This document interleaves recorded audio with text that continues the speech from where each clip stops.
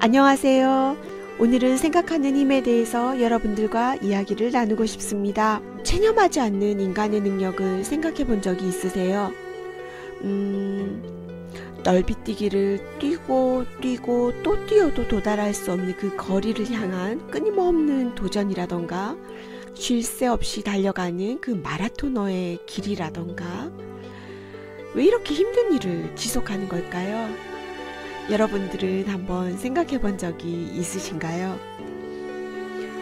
여기 나와 있는 사람은요, 여러분들이 잘 알고 있는 포드 창설자 헨리 포드입니다. 이분이 어떤 말을 했냐면요, 생각하는 것은 정말 괴로운 일이다. 따라서 거의 모든 사람이 생각하지 않는다. 라고 말을 했습니다. 역설적으로 생각하는 것이 얼마나 중요한가라는 것을 우리가 한번 떠올릴 수 있는 그 시점이 아닌가라는 생각을 하는데요. 사람들은 왜 생각을 안 하려고 할까요? 그래서 한번 찾아봤습니다. 일본의 동경대 물리학자인 우에다 교수는 생각하는 힘의 단련법이라고 하는 책을 내놓았습니다. 이 책에서는 일상에서 문제를 찾는 것을 의식하는 것이 중요하다라는 것을 핵심으로 꼽고 있습니다. 다시 말하면 생각하는 힘은 결국은 나에 대한 문제점을 찾아 나가는 것에서 시작한다라고 볼 수 있다라는 거죠. 야, 모르겠다. 정말 모르겠다. 우리가 이 모르겠다는 벽에 부딪히면 여러분들은 어떻게 하시나요? 글쎄요. 저는 어떻게 할까요? 이 모르겠다라고 하는 데에는 사람마다 세 가지 패턴이 있다고 합니다. 첫 번째는 사실을 모르겠다. 두 번째는 답을 모르겠다. 세 번째는 뭘 모르는지 모르겠다. 네, 오늘 여러분들과 함께 저는 이 글쓰기에 대한 사고의 능력, 즉 생각하는 힘에 대한 부분을 생각하고 얘기 나누고 싶은 부분이 있기 때문에 이 뭘 모르는지 모르겠다라고 하는 부분에 착안해서 얘기를 나눠보고자 합니다.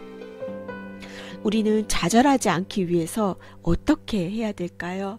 여러분들은 하루에 얼마나 좌절을 많이 하시나요? 실질적으로 우리가 깨어있는 시간 동안 수많은 생각을 내렸다 올렸다 내렸다 올렸다 반복되는 일상이라는 걸 저도 너무나 잘 알아요.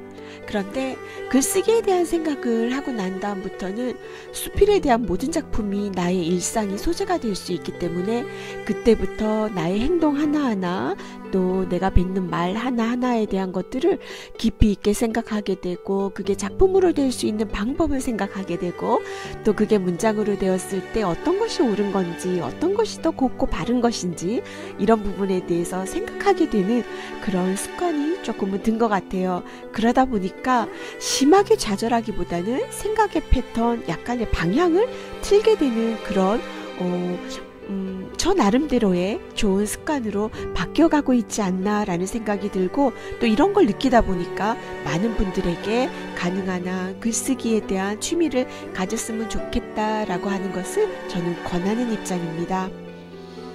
실제로 내가 뭘 모르는지 나 잘 모르겠어 라고 하는 부분에 정답은 바로 정보 수집에 대한 것을 우에다 교수는 말하고 있습니다. 다양한 형태의 정보를 일단 모집하라 라는 것을 얘기하고 있다는 거죠. 이 정보를 수집하는 데 있어서도요, 문제를 발견하는 것에 대한 중요성을 깨닫는 데 있다라고 하는 것을 언급하고 있습니다. 사실 문제에 대한 것을 해결을 할 때는 큰 덩어리를 작은 것으로 세분화하는 것에서부터 시작한다라는 것도 우에다 교수는 말하고 있어요. 문제를 단지 발견하는 것뿐만이 아니라 해결해 나가는 그 시점에서 큰 덩어리를 작은 것으로 나누면서 생각의 깊이와 폭을 찾아나간다는 거죠. 그 와중에 정보를 수집하고 수집해 나가는 과정에서 사고의 힘을 키워나간다라고 하는 그런 흐름으로 연결되어 갑니다. 이 책에서 해결점을 찾아나가는 것 중에 하나가 해결을 하기 위해서는 나보다 더 잘 아는 사람에게 물어서 배운다 라고 하는 것이 첫 번째였고요. 두 번째는 인생에서 정말 내가 이루고 싶은 것을 발견하는 것으로 그 해결점을 찾아나간다 라는 것이었습니다. 여러분들은 인생에서 정말 이루고 싶은 것이 무엇인가요? 아마도 저와 비슷한 나이 또래인 분들은 아마 느끼는 심정이 거의 유사하지 않을까라는 생각들을 하게 되고요. 저보다 좀 아직 젊으신 분들에게는 아직도 많은 도전적인 의식과 또 나의 자아가 크고 강한 면이 아직은 남아있지 않을까라는 생각이 듭니다. 어떤 형태이건 간에 지금 본인이 위치에서 나의 문제점을 발견하고 거기에 사고의 능력을 키우고 그리고 본인이 하고자 하는 부분에서 날개를 달아 나간다면 무언가 우리가 원하는 해결점까지 도달해 나가 있지 않을까 하는 생각을 갖게 됩니다. 가끔 그런 생각을 할 때가 있어요. 특히나 저렇게 도착 지점을 알 수 없는 뭔가 길을 떠나서 달리고 또 달린다라는 생각을 가끔 할 때 심리적으로 많이 지칠 때가 있습니다. 어떻게 보면 지금 현재 제 마음이 이런지도 모르겠습니다. 왜 그런지 저는 요즘 참 많이 지쳐요. 코로나19 때문일까요? 아마 다들 비슷한 심정으로 있을 거라는 생각이 드는데요. 가끔은 나이 탓을 해보기도 하고요. 또 가끔은 해결책을 찾지 못해서 뭔가 엉클어진 실타래 속에 내가 갇혀있는 기분이 들어서 굉장히 속이 상하다는 생각을 할 때도 있습니다. 그럴 때 나에게 휴식처가 되고 안식이 되는 것은 바로 글을 쓰는 그 사고의 공간으로 들어가는 곳입니다.